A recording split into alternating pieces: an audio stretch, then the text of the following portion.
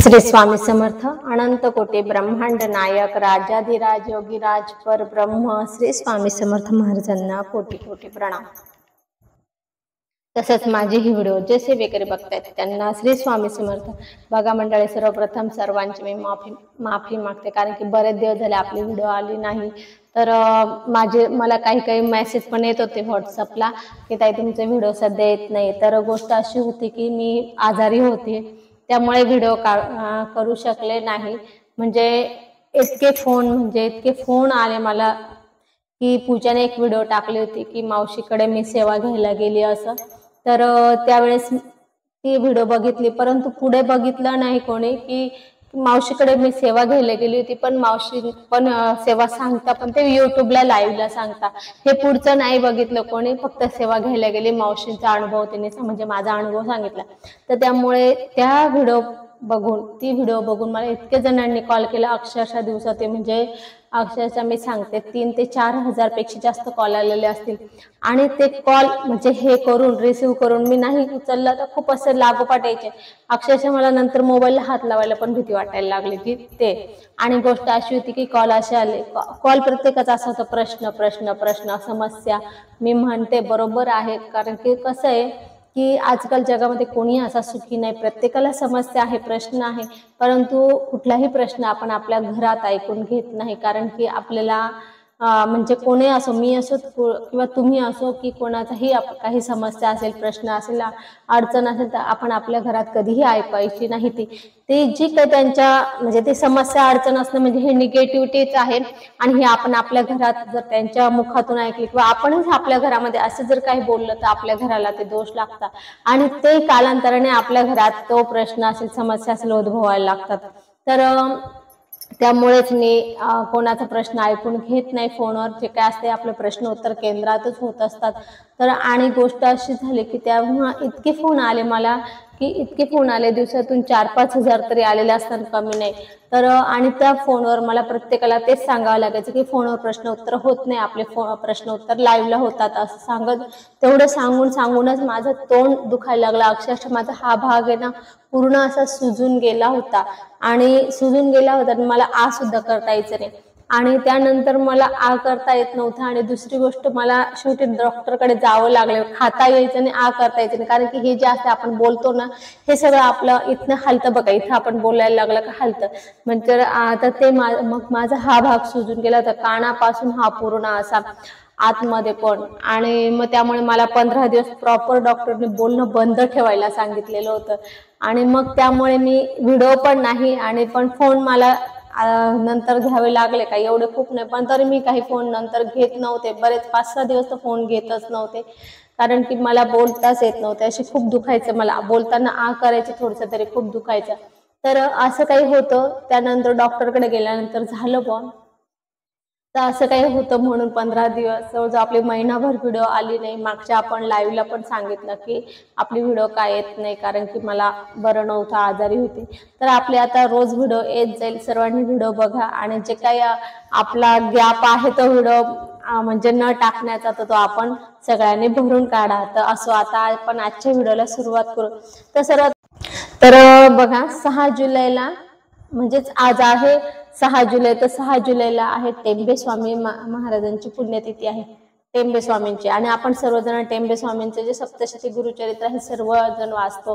तर आपल्याला आजच्या दिवशी एक सेवा करायची आहे आणि ती सेवा फक्त स्वामींसाठी करायची आहे आणि ती सेवा पण फक्त स्वामींसाठी करायची, कारण की सगळेजण खूप म्हणजे प्रचंड लोक ही सेवा करत आहे सप्तशती गुरुचरित्राची। मी स्वतः सुद्धा खूप विकले, साधारण मी म्हटले की 500 तरी मी विकले असणार, त्यापेक्षा जास्त पण कमी नाही, 700-800 तरी झालेच असणार आहे माझ्याकडनं हे। तर कमीत कमी 700-800 लोक, त्यापेक्षा जास्त झालेले असू शकतात, सांगता येत नाही। परंतु हा ग्रंथ आहे ना सर्वजण खूप वाचतात, हा सर्वांना माहिती आहे टेंबे स्वामींनी लिहिलेला ग्रंथ आहे। त्यामुळे याच्यामध्ये ऊर्जा पण खूप आहे, खूप पॉवर आहे। आणि त्या ग्रंथाचं आणखी त्या ग्रंथाची पॉवर वाढवण्यासाठी त्यांनी प्रत्येक ओवीचा 3रा अक्षर आहे ना इथे घेतलेला आहे आणि तो गुरुचरित्राचा गीतेचा 15वा अध्याय तयार झालेला आहे। त्यामुळे हे जास्त पॉवरफुल ग्रंथ आहे। म्हणून मी बऱ्याच जणांनी मला कोणी विचारलं ना, ताई तुम्ही सजेस्ट करा आम्हाला की आम्ही कोणता ग्रंथ घ्यावं गुरुचरित्रातला, तर मी बऱ्याच जणांना मी हे सजेस्ट करते की सप्तशती गुरुचरित्र घ्या, हे घ्या, नाही शक्यतो हे घ्या, कारण की सप्तशती गुरुचरित्राचा मी अनुभव घेतलेला नाही आहे। जे आहे ते स्पष्ट आहे माझं, मी असं काही सांगत नाही। संक्षिप्त गुरुचरित्राचा चुकून बोलले, संक्षिप्त गुरुचरित्राचा मी अनुभव घेतलेला नाही, मी वाचलेलं पण नाही, परंतु हे सप्तशती गुरुचरित्राचा मी अनुभव घेतलेला आहे, मी वाचलेला आहे। आणि विशेष म्हणजे प्रश्न उत्तराच्या माध्यमातून बऱ्याच जणांना ही सेवा देते आणि त्यांचे काम दत्त महाराज करतात। कारण म्हणून सांगते की ह्या ग्रंथामध्ये खूप पॉवर आहे। ज्यांनी ज्यांनी ह्या ग्रंथाचे पारायण केले असेल, संकल्पयुक्त पाठ केले असेल, पारायण नाही पाठ केले, कारण की हे जे 1 दिवसात वाचन होतं त्याला पाठ म्हणतात, जे 7 दिवसात वाचन करतो आपण त्याला पारायण म्हणतात। तर हे पाठ खूप जणांनी केले आणि प्रत्येकाला त्यांचा अनुभव आलेला आहे। म्हणून आपण सुद्धा जर आपल्याकडे हा ग्रंथ असेल तर आज टेंबे स्वामींची पुण्यतिथी आहे, तर आपण हा ग्रंथाचं नक्की पठण करायचं आहे। आणि त्या ग्रंथाचं जे काही पठण करणार आहे त्याच्यातून जे काही आपल्याला पुण्य मिळणार आहे, ऊर्जा मिळणार आहे, तर ती आपण स्वतःसाठी नाही करायचे, ते आपण फक्त स्वामींसाठी करायचे, कोणत्या टेंबे स्वामींसाठी करायचे। कारण की बघा, आपण जेव्हा हा ग्रंथ वाचन करतो तेव्हा आपले काम होतात, कोण करतात? दत्त महाराज करतात। दत्त महाराजांनी का केलं? दत्त महाराज का करतात? कारण की टेंबे स्वामींनी आपल्यापर्यंत त्यांची माहिती पुरवली।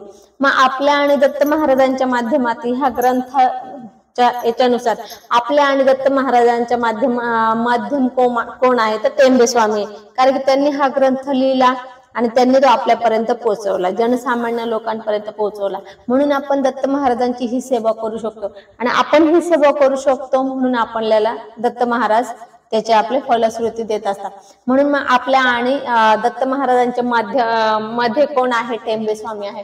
म्हणून आपल्याला खास आणि खास आजची सेवा जी असेल सप्तशती पाठाची, गुरुचरित्र सप्तशतीची, तर ही फक्त आणि फक्त टेंबे स्वामींसाठी असेल। त्यांनी एवढा मोठा आपल्याला पॉवरफुल, अतिशय म्हणजे अनन्य साधारण महत्व आहे त्याची, आपण सांगू सुद्धा शकत नाही की त्याची कितीही मोठी, त्यातून खूप मोठी ऊर्जा मिळते आणि प्रत्येकाचे काम झालेले आहेत। त्यामुळे आपण साधारण 1 पाठ त्यांच्यासाठी करू शकतो की नाही, कारण की आपल्याला जर काही हवं असेल तर आपण करतो, पण आपण आज आपल्यासाठी नाही करत, आपण फक्त त्यांच्यासाठी करायचे आणि केलेल्या सेवेचं पुण्य जे काय असेल सगळं आपण त्यांना अर्पण करायचं आहे। तर असं आपल्या आज टेंबे स्वामींच्या पुण्यतिथी निमित्त ही सेवा प्रत्येकाने करा। ज्यांच्याकडे ग्रंथ आहे त्यांनी प्रत्येकाने करा आणि ज्यांच्याकडे ग्रंथ नाही त्यांनी युट्यूबला लावा किंवा आपल्याला गुगलवर पण हा ग्रंथ मिळून जाईल, तर गुगलवर हे करा आणि पुढच्या वेळेस तुम्ही घेऊन घ्या, म्हणजे हा ग्रंथ मागवून घ्या। ह्या ग्रंथाचे तर आपण गुरुचरित्र, जे काही गुरुचरित्र पारायण करू शकत नाही 7 दिवसाचे, तर त्यांनी सुद्धा ह्या ग्रंथाचा पाठ केला तर गुरुचरित्र पारायण इतकंच पुण्य मिळत असतं। त्याची व्हिडिओ आहे, ते कसं करायचं, काय करायचं, त्याची पूर्ण डिटेल्स व्हिडिओ आहे, तर ते आपण व्हिडिओ बघून घ्या, माझ्या चॅनलला आहे। परंतु आजच्या व्हिडिओमध्ये हेच होतं की टेंबे स्वामींसाठी आपल्याला काही सेवा करायची आहे।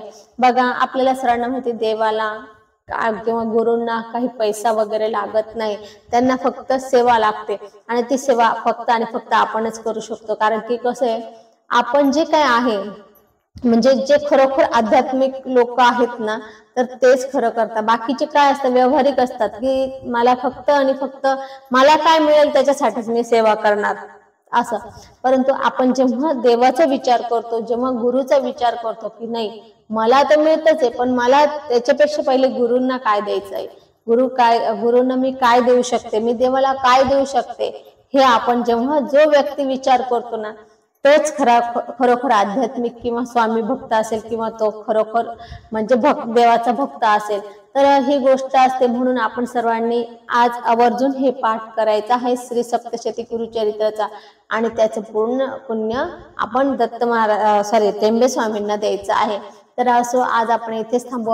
अतिशय छोटीशी माहिती होती, परंतु तुमच्या हातून ही सेवा घडली, ज्याच्या हातून ही सेवा घडली तो खूप मोठा भाग्यवान असेल। कारण की कसे बघा, आणि तो ज्याला वाटेल ना मनापासून की नाही मी आज ही सेवा करायला हवी, मी केलीच पाहिजे किंवा मी करणार आहे आणि तो सेवा करेलच किंवा ज्याच्याकडून सेवा होईल तर तो खरं पुण्यवान आणि त्यानेच खरं म्हणजे तोच खरा देवभक्त असेल. कारण की कसं आहे बघा, जस्ट आता आपण ते सांगितलं की आपल्याला सगळं काही आपल्याला स्वतःला घ्यायचं नाही, काही गुरुला सुद्धा ठेवायचं आहे, काही गुरुला सुद्धा द्यायचं आहे.